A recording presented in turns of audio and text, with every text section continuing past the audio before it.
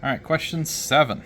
This one is going to be quite long, but it's very informative. It's important that you know how to do it. It's important that you do work through this problem. Okay? These will be coming up, and I do expect you to at least have the understanding of how this works. Okay? So what we're going to start with here is our first three-dimensional object. We'll start with a two-dimensional. We're working with three-dimensional. But the calculations and the work, they do get rigorous. So for starters, we're going to consider this a uniformly charged. So that's important, telling us that it is uniformly charged. It's thin-walled. It's a circular cylinder shell. Okay, so it's empty. It's like an empty can with the top and the bottom cut off. So it's just a cylindrical shell. It has a total charge Q, a radius R, and a length L. So Q, R, radius, and length are given in the picture. Determine the electric field at a point, a distance d from the right side of the cylinder. Okay, so there's a distance d here, and that's our point. So they want to know what the electric field is here at this point due to all of this. It gives you a hint or a suggestion to use the result from example 23.8. All right, so that is when we did in class where we talked about a ring, finding the electric charge or electric field from a ring. We're going to use the cylindrical shell as basically a stack of rings. We're just going to take rings, stack them up. We'll give them each a very little thickness to them, and eventually we'll make our shell. Okay. So it says to start with this electric field and work to this one. So it's already given us a given. Okay, so we're going to go ahead and start with that. So I'm going to write that out. The electric field from a ring is going to be equal to Kx Q, big Q, over, now I'm going to write it a little bit different. I'll write it as x squared plus a squared to the 3/2. So all I've done here is I've just changed the order around and I've moved the Q up so that it matches what I would have done in class. If we want to make it from a ring into a cylinder, all we need to do is just integrate all of these rings into a total length. Okay, so to get it to that, we're going to go ahead and we're going to do an integration. Okay, but to do that, we'll have Kx. I need to take the total Q and break it up into a small amount of Q, dQ, over x squared plus a squared to the 3/2.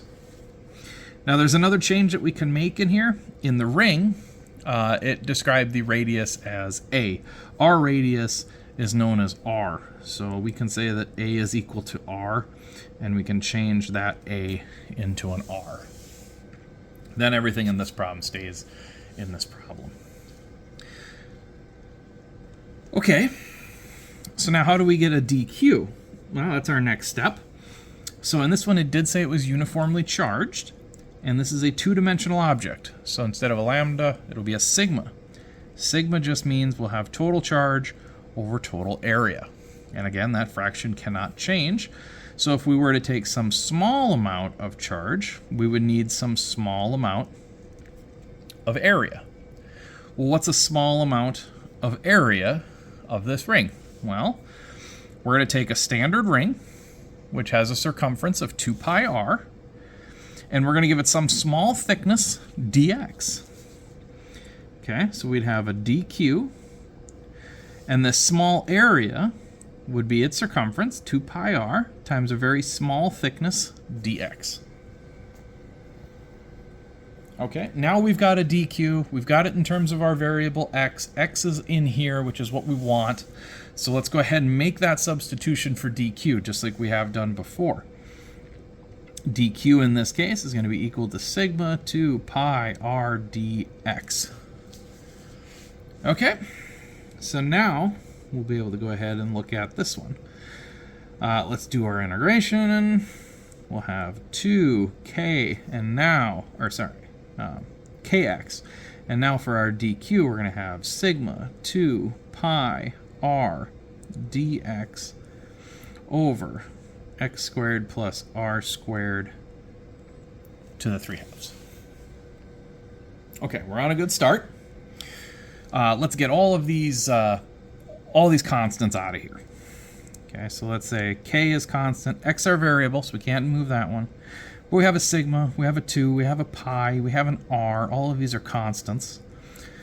Looks like that's about all of them there. So we're left with an x dx, and it's over this x squared plus r squared to the 3/2.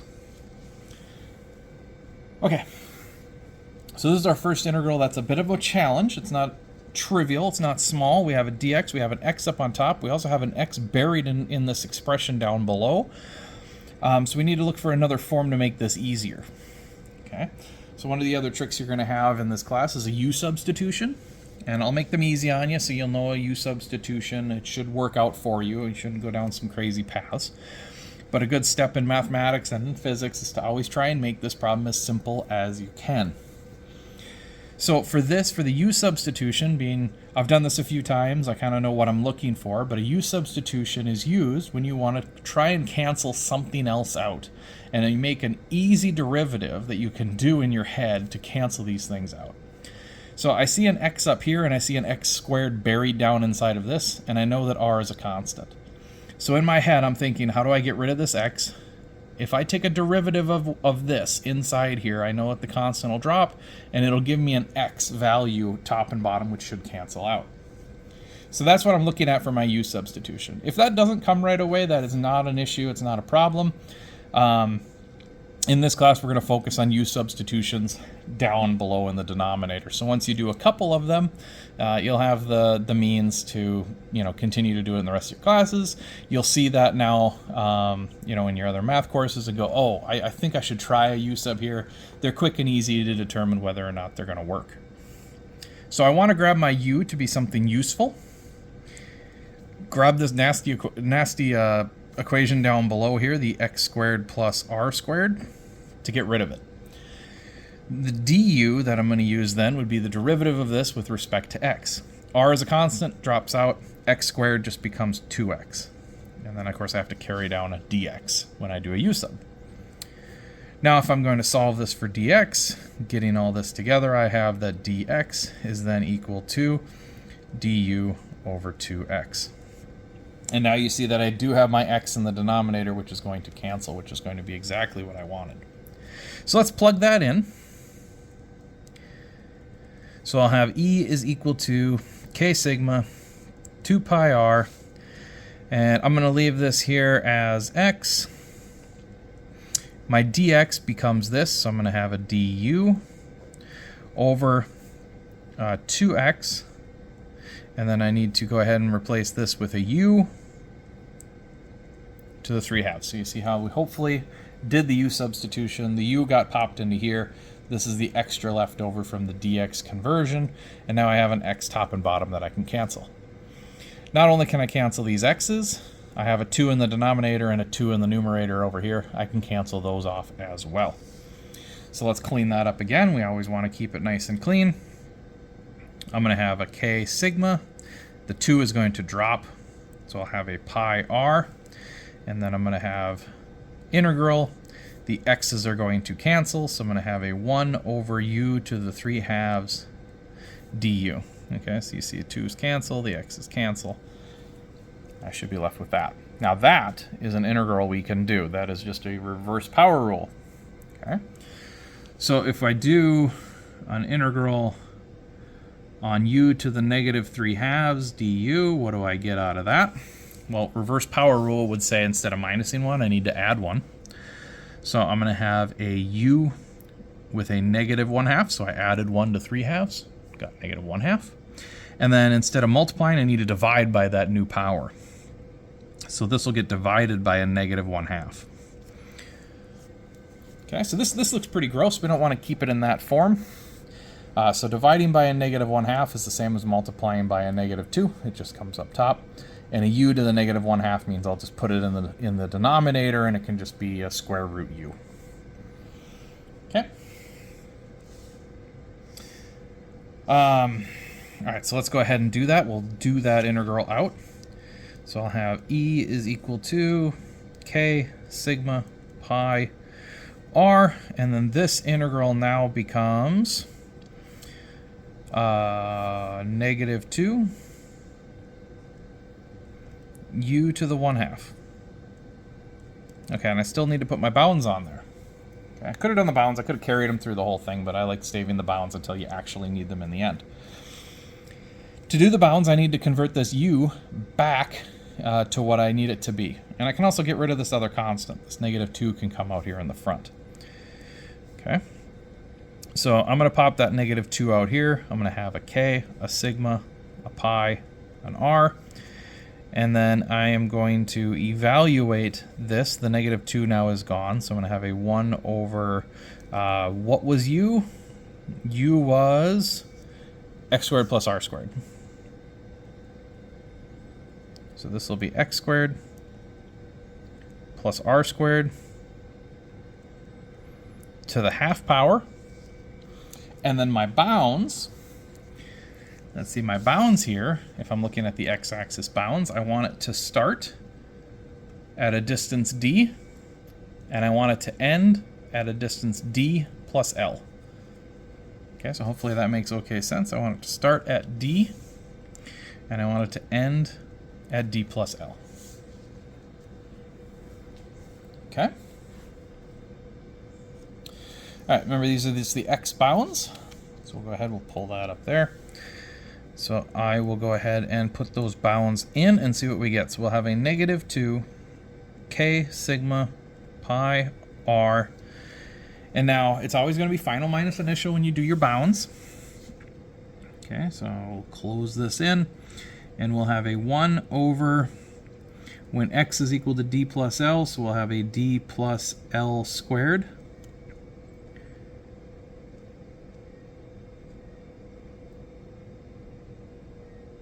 Plus r squared to the 1/2 power. Okay, so I just plugged in what x would be for d plus l. So I'd end up with a d plus l squared plus r squared. Everything still has to be to the 1/2 power. Now minus the initial. So I'm going to have a minus 1 over. Now I plug in d for x. So I'm going to have a d squared plus r squared to the 1/2 power. Okay. All right. We're getting to our end here. Okay, let's go ahead and I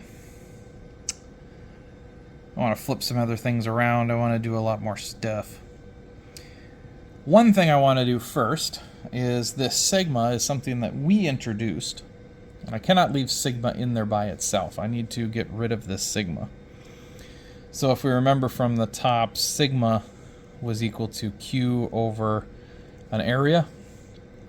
Q was a given, so we can use that in our answer. Sigma was not given, we cannot use that in our answer. So Q over total area. What's the total area of a cylindrical shell? Well, it's 2 pi r times the length L. Right? Circumference times length, or width times height, whatever you want to call it. It'd be a 2 pi RL. So I can take that and I can plug it back in here for sigma.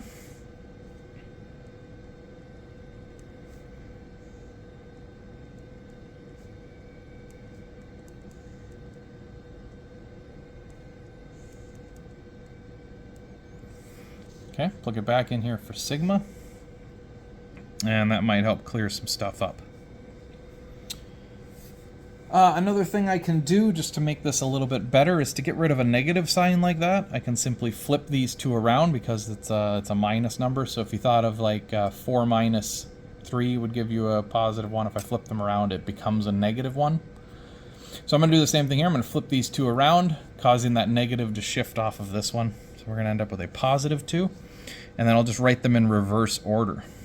So it's another little thing just to make it proper and it to look right. We can go ahead and do that. So this will be a minus 1.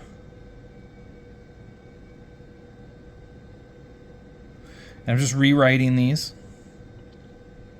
Okay, because nothing has changed in this set anyway. Okay. Now that I've made that substitution and I've swapped them around, we can go ahead and make some cancellations. See what will cancel out here. First off, we have a positive 2, 2, 2. Those can go away.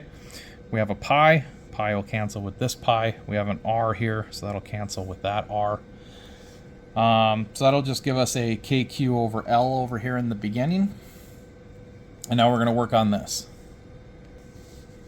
Oops, sorry about that there. Okay, so we'll go ahead and we'll simplify this down. I'll leave it in here. I'm sure you can simplify it further if you wished. But we'll leave it as this form. I think that's long enough of a problem. So this would be a kq over L. Everything else cancels. It's now positive. Kq over L. And then we'll just carry these down. 1 over 1 over d squared plus r squared to the half power minus a 1 over d plus L squared plus r squared also to the 1/2 power. And again, you can go ahead and simplify that more if you wish. I might do it in another video just to get you used to simplification. Last thing, if this is going to be a vector, we're going to need to know its direction. If we go back to the original problem, if this is positively charged Q, we can see then that it's going to want to give out all of its electric field, which means the E in the direction of that point, a distance d away on the x-axis, is going to have to be a positive x direction, and its units are going to be newtons per coulomb. All right, so this is just part A. We'll go ahead and run through part B next. Hopefully you're not getting too lost. Part B should make a little bit more sense. For part B, it asks, what if, consider now it is a solid cylinder, so it's a volume. It carries the same charge and it is distributed throughout its volume. Okay, so now it's a solid cylinder full of material. Use the result from example 23.9. Find the field it creates at the same point. Okay, so the only thing we've done now is we filled it. So instead of rings, we need to use disks, because disks would be solid filled rings. So it gives the equation for the electric field of a disk, which is given as 2 pi k sigma 1 minus x over r squared plus x squared to the 1/2. Okay, so we'll get used to these here as we go. We'll see that the giving you is a good starting point to go with. But now this is for a disk. We need to make it for a cylinder, which means normally I would take the Q and I would change it into a DQ, right? But there's no Q in this. So what we need to do is we need to get a Q in there. Okay, so this has a sigma. We know that sigma is equal to total charge over total area. And for a disk, the total charge over the total area of a disk would just be pi r squared, area of a round disk. If we make that substitution in there, we'd have 2 pi kq over pi r squared, 1 minus x over r squared plus x squared to the 1/2. Okay, so now we made that substitution. That got us our Q. So now if we wanted to take and integrate a whole bunch of disks all stacked up on top of each other, we would end up with our solid cylinder. So we'll go ahead and integrate this to get the E that we want. So this would be a 2 pi k dq. And of course we'd have an integral out front now, with a pi r squared 1 minus x r squared plus x squared to the 1/2. Okay, so now we've got it set up the way that we would normally see it. There's a dq. Our variable here again is x, so we're going to need to do a conversion for dq to get it into x. So you should see a repetitive process occurring here as long as you tackle these problems in the same way. We need to get our dq into x. How do we do that? Now we're in 3 dimensions, so we're going to have a rho, okay, which is q over v, over a volume instead of an area. Okay, so lambda's for 1 dimension, sigma's for 2 dimensions, and we have rho for 3 dimensions. Okay, well, If I have a small amount of dq, I'm going to have a small amount of v, small amount of volume. How do I get a small amount of volume? Well, I take the disk that we knew, and I add a small thickness to it. Okay, so what's the area of the disk? Well, area of the disk would be pi r squared. And then I'm going to add a small thickness to it, dx. Okay, so now I'll have a whole bunch of little tiny plates, little tiny wafers. I'll stack them all up, and I'll end up with a three-dimensional object. So that's my dq. Okay, I guess I can write it down here. I probably have room. dq is equal to rho pi r squared dx. Take that, I'm going to plug it back into this. Okay, so we'll have an integral, we'll have a 2 pi, a k, a rho, a pi, an r squared dx.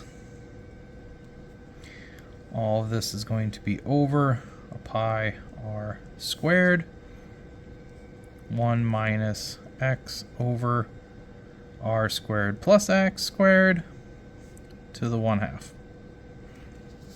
Okay, it's a good idea just to keep it rolling. It's a lot of ink, it's a lot of paper, but it keeps you from making too many mess ups if you don't do too many steps each time you rewrite. Let's do some cancellations. We can get rid of the pi's. We can get rid of the r squares. Okay, we're still left with 1 pi in there, which is just fine. Okay. Let's get rid of our constants. The 2 can come out front. So we'll have a 2. We'll have a k. We'll have a rho. We'll have a pi. Look at that. All that came out of there. Nothing left in there. Just the dx in this. So we're going to integrate. We're going to throw in our 1 minus x over r squared plus x squared to the 1/2 dx. Okay. And you're probably going, well, why can't I throw the 1 out? It's because the 1 is multiplied into all this. Okay. It's all multiplication, even though the integral sign is in between. This is all multiplied in. Okay. So I have to hold on to that 1. All right. Now, if we look at the integral, this is a little bit more complicated. So what we're going to go ahead and do is move this integral and break that up into smaller pieces so that we can do multiple integrals. Okay. So what do I mean by that? Well, we're going to keep 2k rho pi out front. Okay. And remember, this whole thing is multiplied. Now I'm going to have the integral of dx. If I factor in the dx, I'm going to have the integral of dx minus the integral of x over r squared plus x squared to the 1/2. Whoops, dx. I need to add a dx in there. Okay, so now I just have 2 integrals. Okay. Luckily, they both have the same bounds as last time. We'll have d plus l, d plus l. And I can go ahead and I can get rid of one of the integrals. I can actually do that one right now. That's this one with the dx. Okay. So, oops. If I do the integral of dx, it just becomes x, right? So I'm going to have a 2k rho pi. Integral of dx is just x. When I evaluate at the bounds, I'm going to end up with a d plus l minus d. This is this first integral. Minus integral of x over r squared plus x squared to the 1/2 dx. Okay. D plus L minus D. Well, if I add a D and then I minus a D, they go away. Okay, so that one's pretty nice.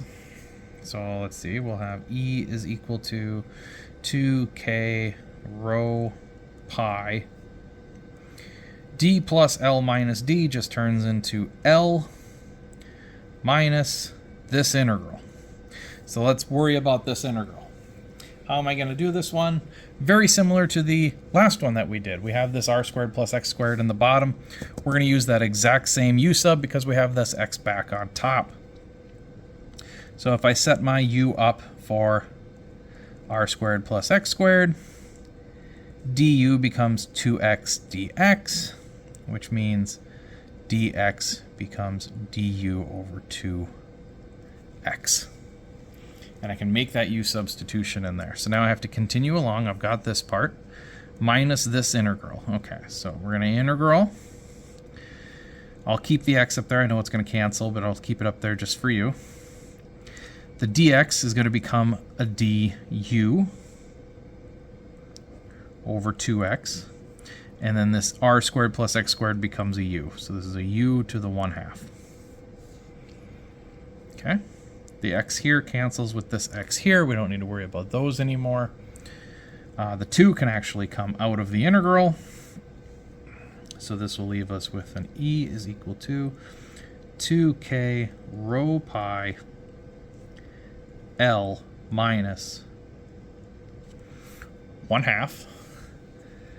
And then we're going to integrate 1 over u to the 1/2 du.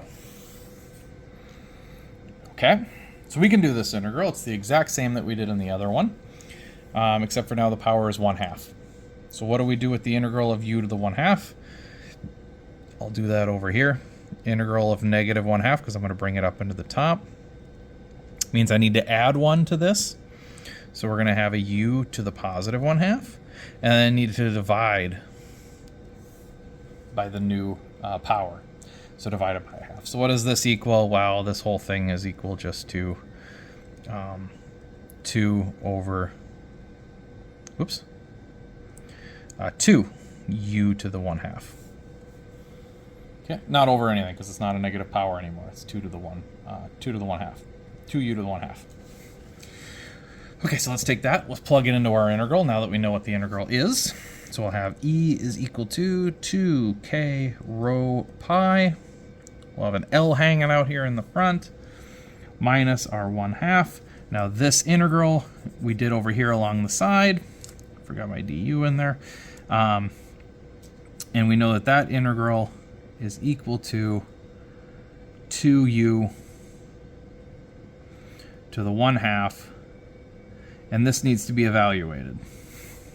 Okay, that needs to be evaluated at our bounds. Okay. Well, the 1/2 and the 2 are going to cancel. Okay, 1/2 and the 2 are going to cancel there. So what are we left with now? I'll start going across here. We'll have 2k rho pi L minus, now we have u is equal to r squared plus x squared to the 1/2. Okay, and this needs to be evaluated at the x bounds, so at d and d plus L. Okay, so we'll keep going. 2k rho pi L minus, now this evaluation here. We'll first do it at the top bounds, so we will have r squared plus x is going to turn into d plus L squared to the 1/2. That's the top bound. Minus, we'll have to do it at the bottom bound, which will be r squared plus x becomes d squared to the 1/2. Okay, so there we have it all mapped out anyway. We have the integral taken care of. The integral now is done. We have a little bit of cleaning up to do. Just a minor bit of cleaning up here to do. One thing we'll want to do is go ahead and get rid of this rho, because that was not given in our problem. So we remember that rho would be total charge over total volume, which would be total charge over the total volume of a solid cylinder would have to be its area, pi r squared, times its total length, which would be L. So we'll go ahead and we'll make that substitution to get this back in terms of Q, okay, of the variables that were given, Q, R, and L. And then when we're inside here, we have L minus everything in the square brackets. Oops, forgot this bracket. L minus everything in the square brackets. So it will be minus this number, and then minus a negative will turn this one back to a positive. Okay, so I'm just going to rewrite that. So we will have E is equal to 2K. Now rho becomes Q over, these pi's are going to cancel as well. I'll write them in. I'll cancel them later. Pi r squared L. Okay, so that's just substituting in rho for what rho is. You see the pi's here cancel. Okay, and we end up with 2kq over r squared L. And then we'll have an L here. And now this minus is going to be to minus this, but it's going to make this one a plus. So I'm going to swap these positions and do plus r squared plus d squared to the 1/2 minus r squared plus d plus L squared to the 1/2. All right, and there actually is our final answer. Let's see, we can write it here. I have it over on this one. We can see here that we have 2kq over r squared, and an L. So we have that comparative to our answer. L is inside the brackets. R squared, D squared, we've swapped places, but it's addition. It does not matter, so this is fine. Minus, again, we swap position. D plus L is over here. D plus L squared plus an R squared is over here to the 1/2 power. So our answers now match. Okay.